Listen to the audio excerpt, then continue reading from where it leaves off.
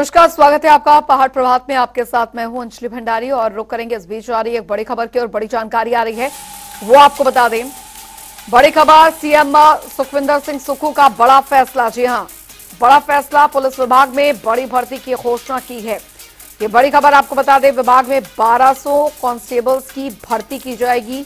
महिला sub inspector की भर्ती का भी ऐलान किया गया है। तो प्रदेश में पुलिस थानों का पुनर्गठन किया जाएगा। ये बड़ा ऐलान मुख्यमंत्री ठाकुर सुखविंदर सिंह सुक्खू ने ये बड़ा फैसला लिया है। पुलिस विभाग में बड़ी भर्ती की घोषणा यहां पर की गई है। साथ ही विभाग में 1200 कांस्टेबल्स की भी भर्ती होगी। ये बड़ी खबर आपको बता रहे हैं। महिला सब इंस्पेक्टर की भर्ती का भी ऐलान किया गया है। तो प्रदेश में पुलिस थानों का पुनर्गठन किया जाएगा। रॉबिन शर्मा संवाददाता हमारे साथ जुड़ गए हैं ज्यादा जानकारी के साथ। रॉबिन, बड़ा ऐलान यहां पर मुख्यमंत्री ठाकुर सुखविंदर सिंह सुक्खू की तरफ से किया गया है पुलिस विभाग में भर्तियों को लेकर। जी बिल्कुल, देखिए आने वाले समय में मुख्यमंत्री का कहना है कि अपराध के तौर तरीकों में भी बदलाव आ रहा है। ऐसे में जो पुलिस है उसको भी तकनीकी रूप से जो है विकसित करने की जरूरत है और इसी कड़ी में जो है ये भर्तियों की प्रक्रिया भी अब जो है प्रदेश सरकार की ओर से शुरू करने की बात की गई है, जिसमें 1200 पुलिस कांस्टेबल है और महिला सब इंस्पेक्टर की इसमें भर्ती होनी है। गृह विभाग के अधिकारियों के साथ मुख्यमंत्री ने बुधवार को मीटिंग आयोजित की थी, जिसमें ये फैसला लिया गया है और आने वाले समय में किस तरह से इन चुनौतियों को जो है पार करना है, इसको लेकर जो है वहां पे फैसला हुआ है।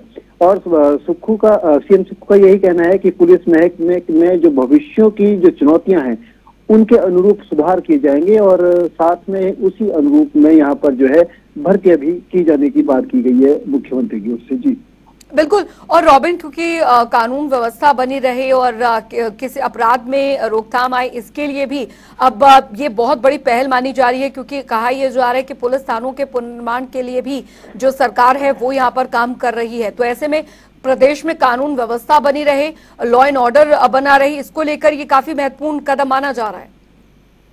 जी बिल्कुल, देखिए आने वाले समय में सबसे बड़ी जो चुनौती प्रदेश पुलिस विभाग के पास है, हमने जैसे भी पिछले दिनों में देखा कि साइबर से जुड़े बहुत सारे जो क्राइम है वो सामने आए।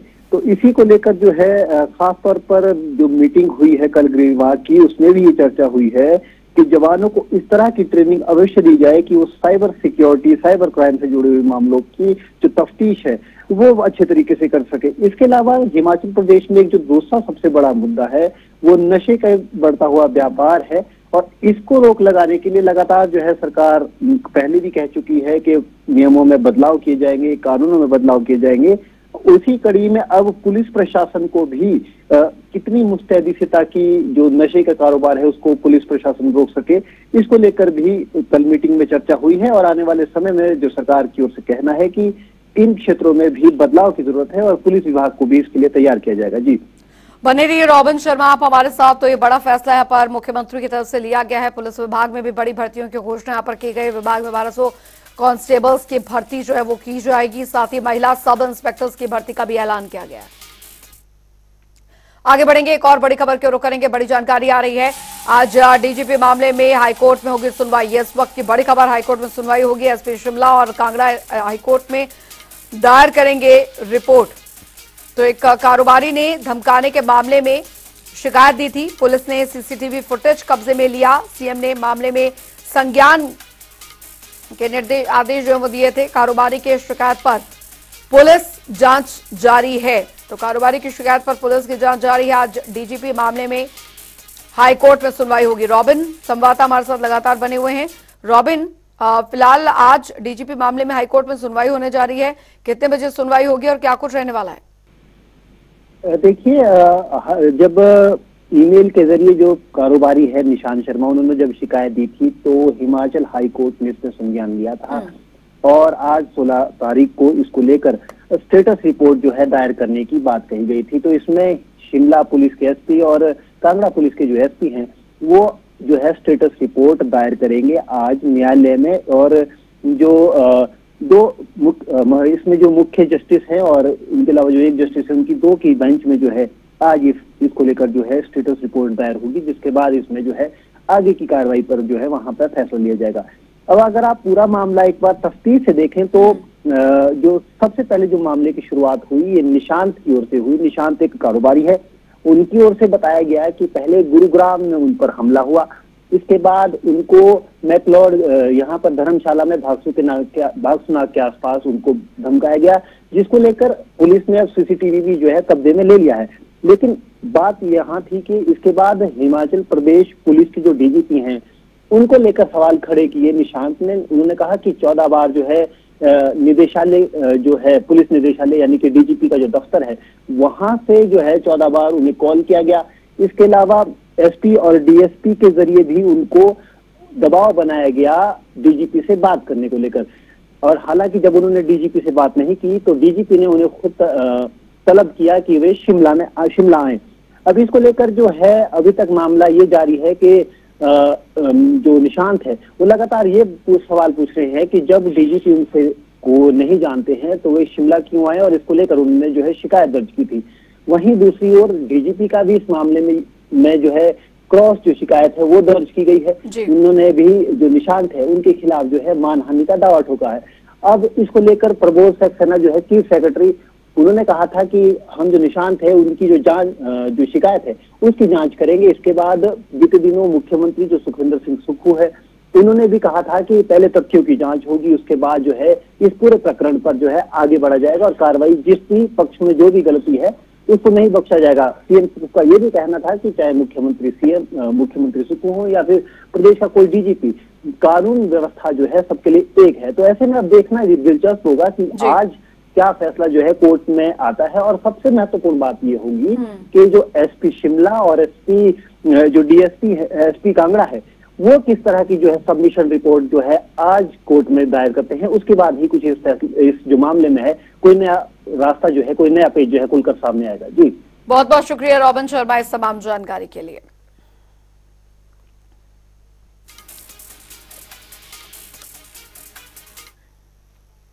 आगे बढ़ेंगे, एक और बड़ी खबर की ओर करेंगे। बड़ी जानकारी आ रही है वो आपको बता दें, धर्मशाला से आ रही है ये इस वक्त की बड़ी खबर। विधानसभा सत्र के लिए कैबिनेट में लगेगी मोहर। जी हां, तो विधानसभा के शीतकालीन सत्र के लिए कैबिनेट में मोहर लगेगी, इस वक्त की बड़ी खबर आपको बता रहे हैं। सत्रों की तारीखों का जल्द हो सकता है ऐलान। तो 18 से 25 दिसंबर को सत्र होने की संभावना यहां पर जताई जा रही है। स्पीकर कुलदीप सिंह पठानिया ने जानकारी इसकी दी है। विधानसभा सत्र के लिए कैबिनेट में लगेगी मोहर।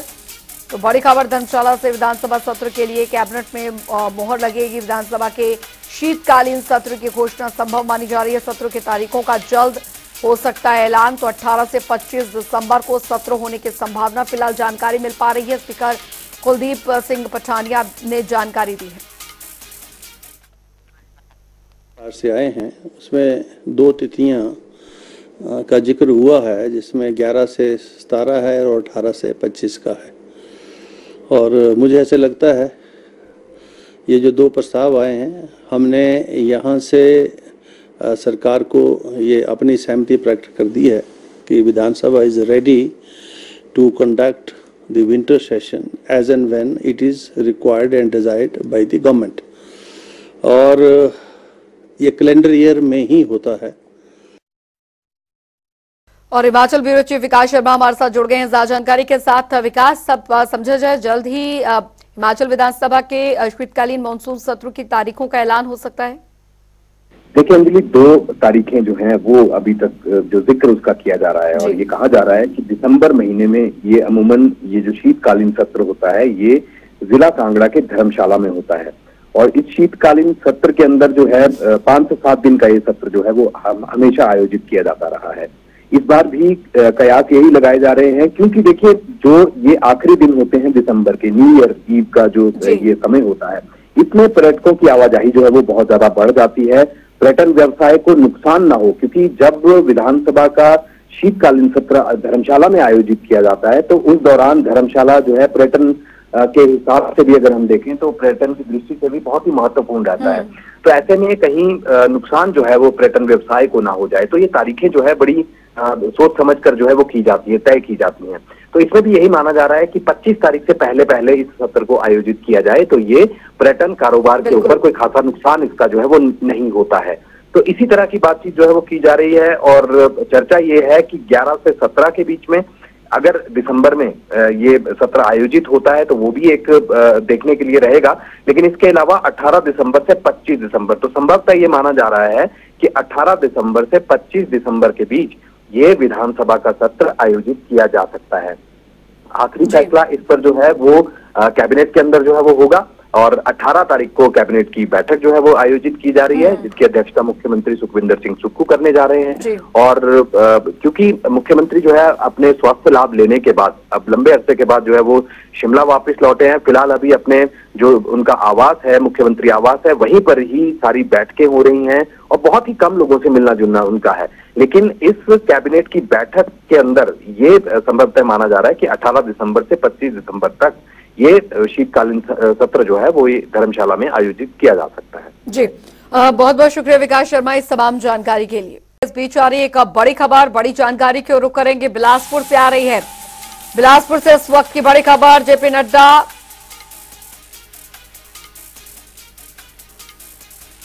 के निधन पर डाली फर्जी पोस्ट। बता दें आपको, झंडुता के विधायक का फर्जी अकाउंट बनाकर ये पोस्ट डाली गई है। पोस्ट डालने वाले अकाउंट का डाटा मांग रही है पुलिस, तो मामला दर्ज कर जांच में फिलहाल जुटी हुई है। ये इस वक्त की बड़ी खबर आपको बता रहे हैं। सुभाष ठाकुर संवाददाता हमारे साथ जुड़ गए हैं ज्यादा जानकारी के साथ। सुभाष, ये पूरा मामला आपसे जानना चाहेंगे, क्या हुआ था? जी बिल्कुल, 13 तारीख की अगर बात की जाए तो भाजपा के जो राष्ट्रीय अध्यक्ष हैं जगत प्रकाश नड्डा, उनकी बुआ का निधन हुआ था और कुछ साथीरों के द्वारा जो झंडुता के विधायक है जीतराम पेटवाल, उनका फर्जी अकाउंट बनाया गया और उसमें भाजपा के जो राष्ट्रीय अध्यक्ष है उनके निधन की पोस्ट उसमें डाल दी गई। तो जो भाजपा के जो विधायक है उन्होंने अपने सोशल मीडिया, जो उनका संयोजक है राहुल, उनको इसकी जानकारी दी और चेक करवाया कि इसे चेक किया जाए और तुरंत इसकी FIR दर्ज करवाई जाए। तो जो राहुल है उन्होंने थाना में इसकी रिपोर्ट दर्ज करवाई है कि ये फर्जी अकाउंट जो भाजपा के विधायक है जीतराम पेटवाल उनका बनाया गया है, जो फर्जी है। तो इसकी थाना में रिपोर्ट दर्ज हो गई है और पुलिस डाटा मांग रही है। जो फर्जी अकाउंट है, जहां पे पोस्ट डली है, किस नाम का वो अकाउंट था, उसका डाटा पुलिस के द्वारा मांगा जा रहा है और आगामी कार्रवाई भी पुलिस के द्वारा की जा रही है। लेकिन सुभाष, अभी तक क्या पुलिस को ये सूचना मिल पाई है या कोई ऐसी जानकारी मिल पाई है कि ये फर्जी अकाउंट कहां बनाया गया था और किसने बनाया था? जी, जब हमने पुलिस से इस मामले की बात की है तो उन्होंने बोला कि बताया है कि इस बारे में अभी उनके पास कोई जानकारी नहीं है, ठोस सबूत नहीं है। लेकिन जो कंप्लेंटर है राहुल, उनसे ये पूरी जानकारी मांगी गई है कि वो तथ्य बताएं पुलिस के पास, उसके आधार पर आगामी कार्रवाई की जाएगी। चलिए, बहुत बहुत शुक्रिया सुभाष ठाकुर इस तमाम जानकारी के लिए। तो ये पोस्ट वाले अकाउंट का डाटा फिलहाल पुलिस जो है वो यहाँ पर जुटा रही है। मामला दर्ज कर लिया गया है, जांच यहाँ पर की जा रही है। बता दें, बिलासपुर का मामला, जेपी नड्डा के निधन पर ये फर्जी पोस्ट दरअसल डाली गई थी। झंडुता के विधायक का फर्जी अकाउंट बनाकर पोस्ट डाली गई थी।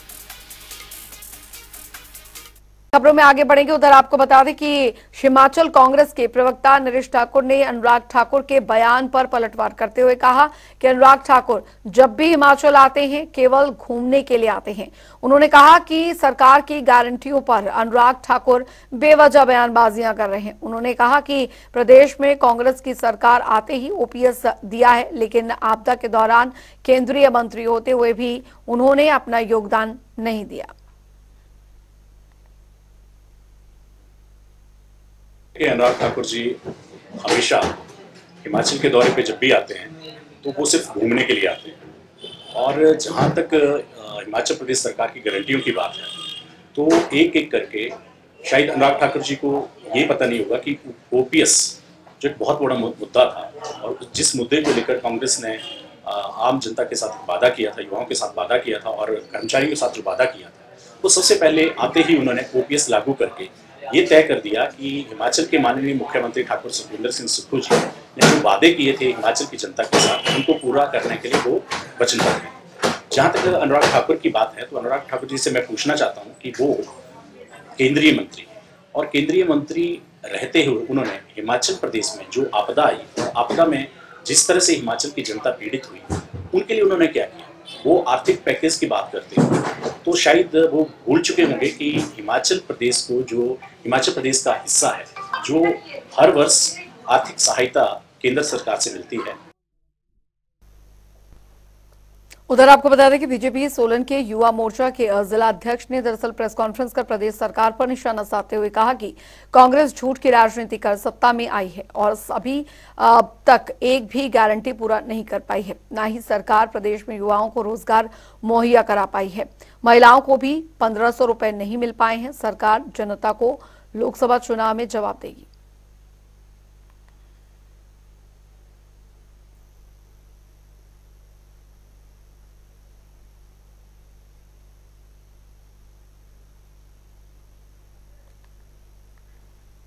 उधर आपको बता दें कि रामपुर में सांसद प्रतिभा सिंह और साथ ही खेल मंत्री विक्रमादित्य ने दरअसल अंतर्राष्ट्रीय लवी मेला मैदान का दौरा किया। इस दौरान उन्होंने विभिन्न क्षेत्रों से आए व्यापारियों से संवाद भी किया और ग्रामीण उत्पादों को बढ़ावा देने के लिए प्रेरित भी किया। वहीं मेले और में आए व्यापारियों से उन्होंने फीडबैक भी लिया।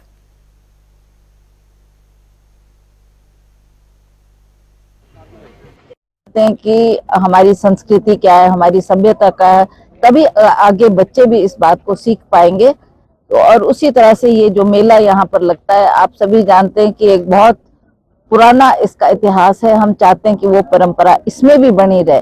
जो हमारे प्रोडक्ट्स है, बजाय बाहर से लाने के, जो प्रोडक्ट्स हमारे लोकल लोग यहाँ पर तैयार करते हैं, उसको बढ़ावा मिलना चाहिए और उनको प्रोत्साहन मिलना चाहिए। इसमें अच्छा व्यापार हो, मगर उसमें ध्यान ज्यादा देने की जरूरत है कि लोकल जो हमारे यहाँ के आर्टिस्ट्स हैं, हमारे यहाँ के जो प्रोड्यूसर्स हैं, उनकी बिक्री ज़्यादा हो और उनको उसका लाभ मिले। हमारे यहाँ पे बहुत से सांस्कृतिक कार्यक्रम भी इस मेले के आयोजन में करवाए जाते हैं, उसको भी बढ़ावा देने का प्रयास किया जा रहा है। उसमें भी एक मंच पहाड़ी गायकों को देने का प्रयास किया जा रहा है। तो इसको बेहतरीन बनाने के लिए आने वाले समय में और कदम हम उठाते रहेंगे। उधर आपको बता दें, जोगिंद्रनगर विधानसभा क्षेत्र के अंतर्गत प्रमुख धार्मिक स्थान मछुआल में दरअसल राणा खड्ड पर निर्माणाधीन पुल कार्य युद्ध स्तर पर जारी है और बोस्टरिंग आर्क शैली में बन रहा पुल अपनी तरह का एक अनूठा पुल है, जिसे आगामी मार्च 2024 तक पूरा कर लिया जाएगा। राणा खड्ड पर निर्मित हो रहे पुल पर लगभग 8 करोड़ रुपए की धनराशि खर्च की जा रही है। अभी तक इस पुल का लगभग 75 से 80% तक का कार्य ही पूरा कर लिया गया है।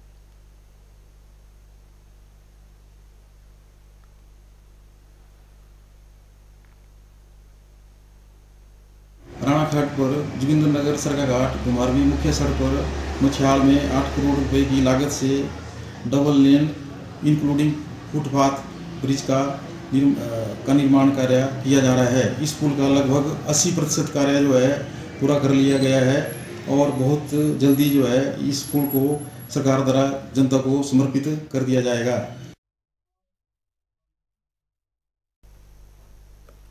वहीं आपको बता दें कि हिमाचल प्रदेश में सत्ता परिवर्तन हुए अभी 1 साल से भी कम का समय हुआ है, लेकिन विपक्ष लगातार सरकार पर आक्रामक बना हुआ है। अब पूर्व विधानसभा डिप्टी स्पीकर और साथ ही विधायक हंसराज ने प्रदेश सरकार पर निशाना साधते हुए कहा कि प्रदेश में कोई भी विकास के कार्य नहीं हो रहे।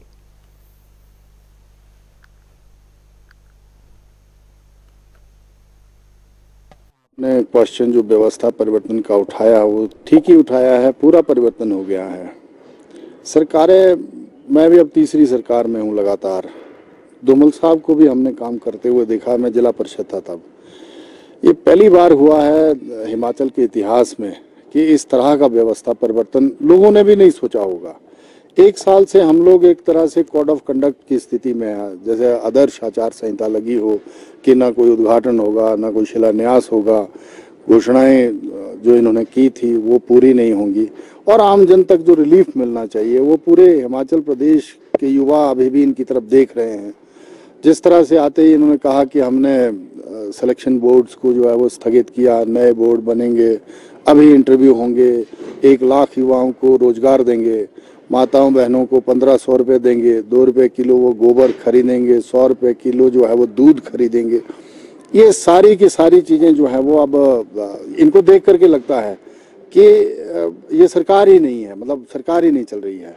तो हमारा तो यही कहना है कि सीएम साहब ने या इनकी सरकार ने ऐसा व्यवस्था परिवर्तन किया कि जो पीछे हम लोगों ने चीज़ें चलाई भी थी वो भी खत्म हो गई।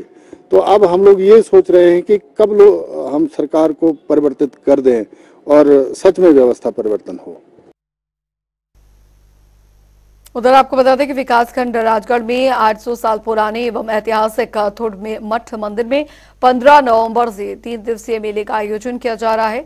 मेला और मठ मंदिर समिति के सदस्य विजय भारद्वाज ने बताया कि इसका शुभारंभ हवन यज्ञ एवं पारंपरिक पूजा के साथ हुआ और उसके बाद मठ से भुकड़ू महाराज की समाधि तक शोभा यात्रा निकाली गई। इसमें राजगढ़ क्षेत्र के साथ बलसन क्षेत्र के लोगों ने भी हिस्सा लिया। यहाँ वॉलीबॉल स्पर्धा और सांस्कृतिक स्पर्धाएं भी आयोजित की जाएंगी। मेले का समापन 17 नवंबर को दंगल के साथ होगा।